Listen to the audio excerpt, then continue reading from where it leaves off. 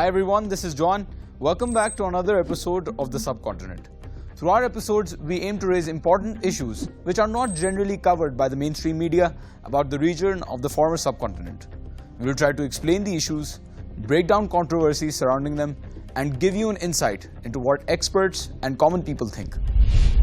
In this edition of the Subcontinent, we shall address how Maldives has become a ground for the zero-sum game between India and China. And we shall review the ongoing oppression and injustice in the Indian-administered Kashmir. In the region of the former subcontinent, there is a small but a beautiful island nation, a country which holds enough strategic importance to make it important for countries like India and China. Maldives remained a strong ally of India since its independence from Britain in 1966, and relations were at an all-time high since 1988 when India restored the Maldives government when the Tamil militants were trying to take over. It seems, however, that India is now worried about the improving relations between Maldives and India's strategic rival, China. Maldives has a population of over 500,000 people spread across 188 islands. It is a country with strategic geopolitical importance in the oceanic region. Maldives has a GDP projected to reach somewhere around $5.9 billion by the end of 2020, with a mounting debt. Its main source of foreign income is through tourism and fishing. 60% of its foreign exchange came from 1.7 million tourists, of which 300,000 were travelers from China last year. The young democracy has faced internal turmoil over the years, which hasn't helped the economy. For years, the Indian government has provided financial assistance and social aid. Also, it gave military assistance during the 1988 conflict. Maldives' previous government was more inclined towards working with China. It was seen to distance itself somewhat from its historical Indian ally. The Jammu administration signed many deals for much-needed infrastructure projects with China. These deals created $1.4 billion in debt, which the country would struggle to repay, as it would need to spend nearly 15% of its GDP for years to come. China sees many opportunities to export its technical and engineering services to the island nation. Also, China's quick and efficient project completions makes this synergy appealing for Maldives. These infrastructure projects have been essential in connecting Maldives Island and creating a smoother transfer of goods, services and people. So why is India so bothered by the increased collaboration between Maldives and China? Well, the concern remains the same with China's Belt and Road Initiative projects in Pakistan, Sri Lanka and Myanmar. A string of pearls theory is being cooked up in India, which claims that India is being encircled by the Chinese influence by Chinese BRI projects, which would harm India's power projection in the region. This is because India and China are strategic rivals involved in a zero-sum game of power. They have territorial disputes and compete economically. The Yamin's 5-year run as president was splashed with internal conflict. India had maintained that conflicts must be dealt with internally and employed a policy of non-interference. However, India was still watchful of its ally to the south. This created certain resentments, which partially gave cause to the Jammu administration to explore other relationships within the South Asian region. The tipping point in Maldives' recent political history was when Jammu was defeated in 2018 elections and President Ibrahim Mohamed Solih was sworn into office in November 2019. So in a diplomatic gesture, Prime Minister Modi attended Solih's inauguration ceremony in 2019. Prior to Solih's inauguration in 2018, India offered a $1.4 billion credit line bailout. After Solih's swearing to office, New Delhi provided a Coast Guard vessel and pledges for many development projects. China has a military base in Djibouti, a 99-year lease at Sri Lanka's Hambantota port, and has financially helped Pakistan develop its deep-sea Gwadar port, plus financial holds over Myanmar's Kyokpiu port. Indian government has been observing the situation with growing apprehension. Indian critics were concerned that the recently readmitted Commonwealth state would not be able to overcome its mounting debt to China, which would have vastly negative implications for the region. Such was the case with Sri Lanka. For some in-depth analysis, we have now Mr. Yi-San Oh, who is a senior fellow at the Singapore Institute of International Affairs. Sir, welcome to the program. I want to ask you first that what steps has India taken to change the course of the political and economic influence of China in Maldives?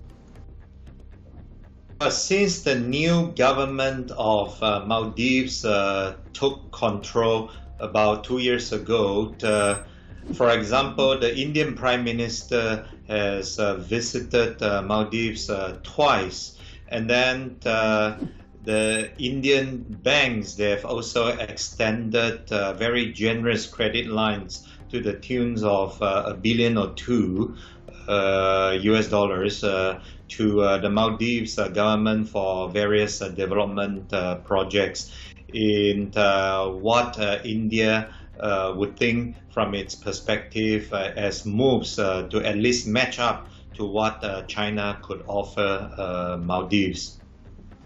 So what really is the strategic importance of Maldives in the region? Well, Maldives, as we all know, it's located in a very central position, a very strategic position in the Indian Ocean. From the Indian perspective, traditionally India would think countries, island countries like Maldives would be within its, shall we say, sphere of influence. From the Chinese perspective, of course, Maldives straddles very important shipping lines where China's energy supply as well as various other goods are transported across Indian Ocean. So for both China and India, Maldives will play very strategic role as the island country tries to develop itself in the modern world. Yes, and global media has also covered this situation. So let's just look at how global media sees this, and then we can come back to the question answer session. Please stay with us. Maldives has been an important piece in China's long-standing string of pearls doctrine, which has been attempting to circle India with naval bases.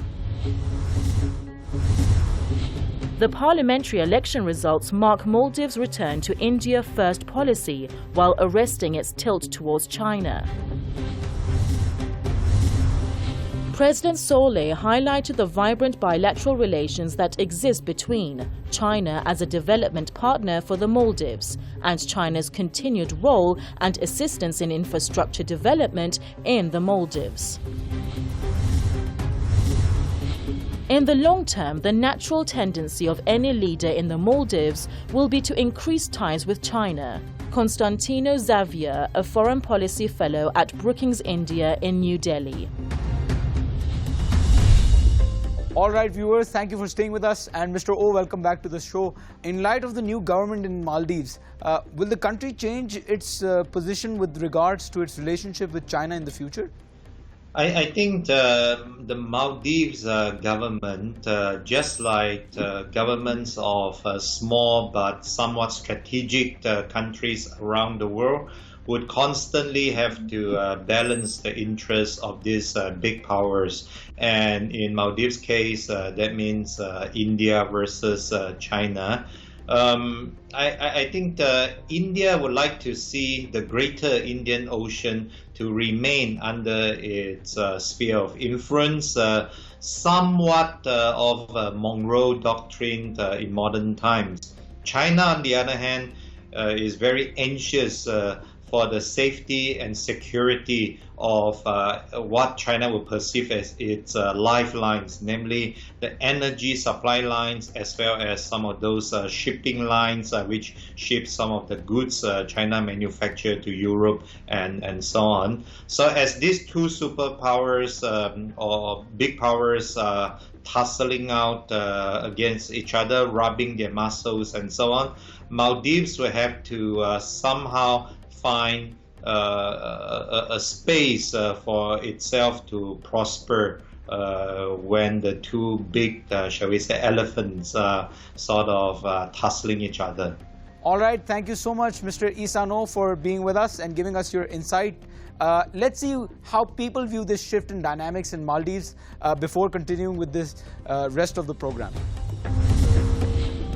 According to Ian Brenner's tweet, Maldives is among the countries in which more than a quarter of their GDP goes to China as foreign loan debt. Regarding the takeover a port of Kenya by China, Prafula Ketka, by referring to a Maldivian leader saying, believes that China is kind of pursuing colonial debt policy.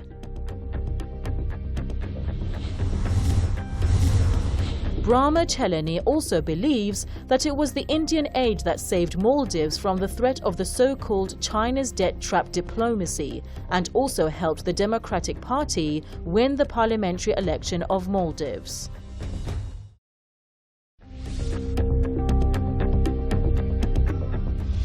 This segment of our show is not just meant to give awareness about what the people of the Indian administered Kashmir are going through. It is a tribute to the courage, resilience and strength that Kashmiris have shown during these troubled times. As the Kashmiris live under daily military operations, back-to-back lockdowns, communications blackout and constant organized attacks on its autonomy, hardly anyone is listening to their cries. Unprecedented, prolonged persecution of Muslims in the Indian-controlled Jammu and Kashmir is yet to stop. Instead, it is increasing. In the 9 months since the Indian government removed the special status of Jammu and Kashmir, the government has been applying heavy restrictions in the region. India has maintained efforts to regulate the integration of the region into Greater India. The Modi administration has implemented shutdowns of phone services, restricting residents' movements, and the world's longest internet blackout. However, the internet was restored to a snail pace of 2G for a short period. Consequently, the government continued to restrict people from internally communicating, subsequently limiting the ability of Kashmiris to publish reports and information on what is going on in the region. I'm not happy with this since only 2G has been restored and there are certain conditions that we have no access to the social networking sites. I think this is a shame to the government. The suppression of published media content is just one of the tools being used by the Indian government to move forward with regional plans. By doing so, India is leaving old resistance narratives in Jammu and Kashmir behind and entering another phase in monitoring the region. The plight in the region for decades has been independence, which is embedded in mainstream culture. In August 2019, the Indian government came under scrutiny from the UN Council. The voice of people of occupied Kashmir has been heard today in the highest diplomatic forum of the world. Apprehensions are that this scrutiny has tarnished India's international image as a rational, all-inclusive democratic nation. In response, the government has taken steps to re-establish the way the world perceives India through controlling what information is published from within Kashmir. It seems true that truth comes at a cost, and that is certainly true for journalists highlighting the oppression of people in the Indian-controlled Kashmir. A young photojournalist from Srinagar in the Indian-controlled Kashmir was recently targeted using an anti-terrorism law. Masrat Zehra is one of many journalists who have been targeted by this grotesque Unlawful Activities Prevention Act of India, which can justify any act of the Indian establishment on the basis of national security, no matter how morally reprehensible it might seem. The government has been regulating what information comes out of the region with regard to conflicts between residents of Kashmir and India's integrative activities. Cracking down on reports of actions by the Indian government in the region has been one way that the government has been trying to correct its international public image. The Unlawful Activities Prevention Act and other draconian laws are recent strategies used to intimidate journalists and other media publishers. Whatever I have posted on my social media handles is my work, which is published nationally and internationally from last 4 years. And suddenly they are telling me that you are a Facebook user. Like, they haven't mentioned my identity, that she is a journalist. I have an identity. I'm not a Facebook user. I am a journalist. I'm a professional journalist. I'm a working journalist. I have been working from last 4 years. This act was set in place with provisions that can be widely interpreted. The goal of the UAPA is to regulate unlawful activities against the sovereignty of India, such as acts of terrorism. The government has been using draconian laws to exercise power over the region and quell any separatist resistance criticism. Many have been disproportionately charged under these laws. Analysts criticize India for not extending its constitutional civil liberties to the people of Jammu and Kashmir. Many are concerned that the UAPA is being abused, ignoring regular routes of dealing with issues regarding published media content. It's very difficult for a journalist in Kashmir Valley to work. Basically, you know that the job of a journalist is to portray reality. Some like it and some don't like it. And those who don't like it, they resort to harassment. Simply, establishment doesn't want you to portray the truth. They don't want you to actually portray what is actually happening on the ground. So we have been seeing from couple of days that a couple of journalists have been booked, and it's very unfortunate. And everybody is demanding that the FIR lodged against them should be withdrawn. India has maintained that the clampdown is necessary for security purposes, stating that the core issue is cross-border terrorism. Throughout the devastating situation in the region, the will of the people of Jammu and Kashmir have yet to be effectively addressed as the Indian government rapidly moves forward. For more on the Kashmir issue, we are now joined by Mr. Muzammil Ayub Thakur. He is the president of the World Kashmir Freedom Movement. Welcome, Mr. Thakur, to our show. What actions has India taken to change the discourse of resistance coming from Jammu and Kashmir?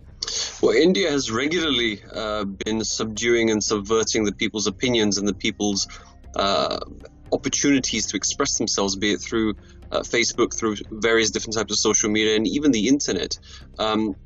We've seen various types of lockdowns in Kashmir in the past. This has been one of the worst forms of lockdowns where people not only have not been able to go outside, but no, along with the COVID-19 issue, we're considering it a triple lockdown. So it's given an opportunity to India to subvert and to suppress the voices of Kashmir even further, particularly those inside Kashmir, but we also must remember that they tried to do so outside of Kashmir as well, among the diaspora, by limiting the amount of information that is reachable to the wider world, and trying to criminalize those people that are speaking up for the people of Kashmir.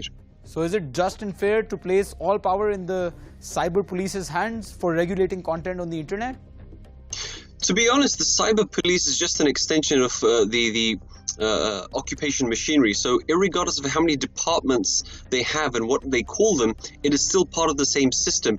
It's only a recent phenomena that they've created the cyber cell in the last few years, but before that, before the formal creation of the cyber cell, they were still monitoring everything online and social media. And it's not just limited to social media, it's even to WhatsApp. These are messenger services, people's private information, private communications, private thoughts even.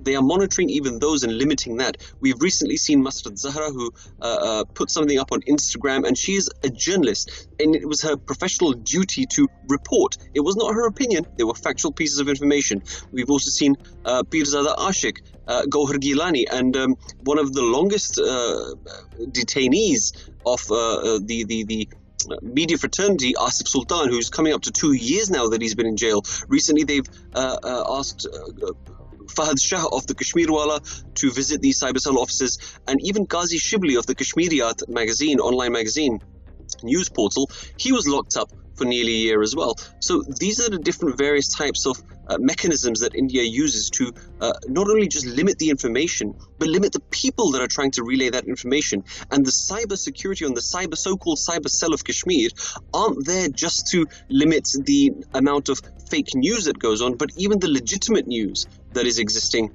in regards to Kashmir. All right, before asking the next questions, let's see the media views regarding this problem. What is often left out from the political discourse around Kashmir in the Indian mind is pro-resistance politics, centered on Kashmiris' right to a life of dignity and freedom. They want to silence and suppress me for bringing out the repressed voices and stories from Kashmir.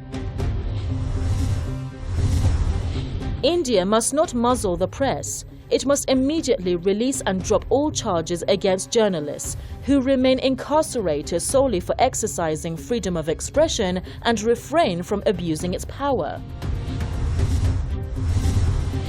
Journalists say they are quick to be labelled as working against the nation's interest and harassed. All right, Mr. Thakur, welcome back to the show, and thank you for staying with us. Lastly, what is your opinion on intimidation tactics by regulatory systems and its effects on free flow of information in Jammu and Kashmir?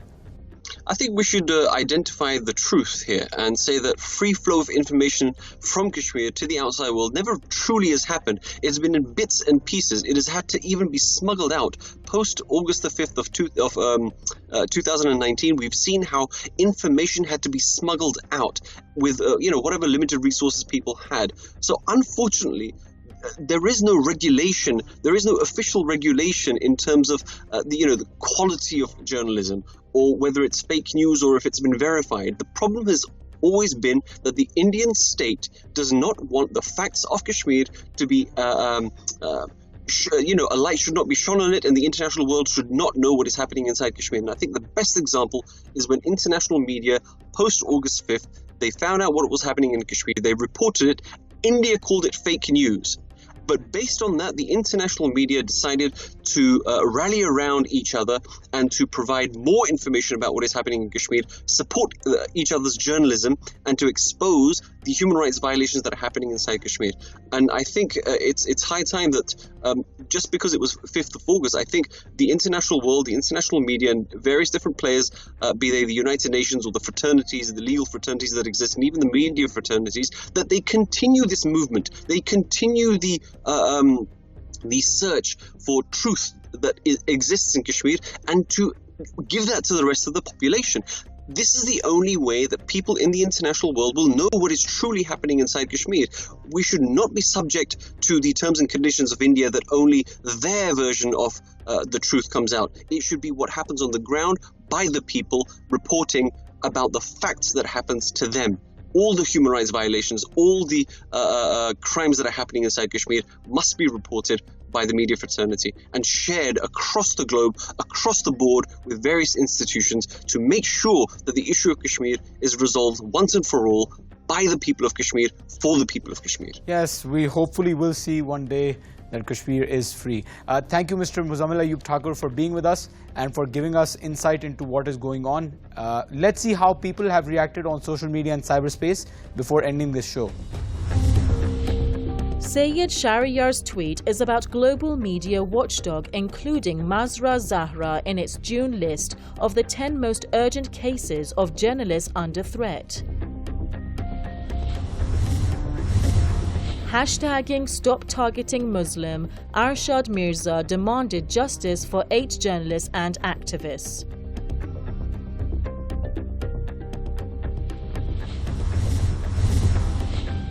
Arif Shah mentioned the fact that Kashmir has been under lockdown for about 10 months, and around a year after the revocation of Articles 370 and 35A, the people still don't have access to 4G internet. Alright viewers, with this we end this episode. It is always exciting for us to read your feedback and bring light to as many issues as possible. You can follow us on our social media platforms to get further insight regarding critical issues in the subcontinent. See you same time, same day next week. Thanks for watching.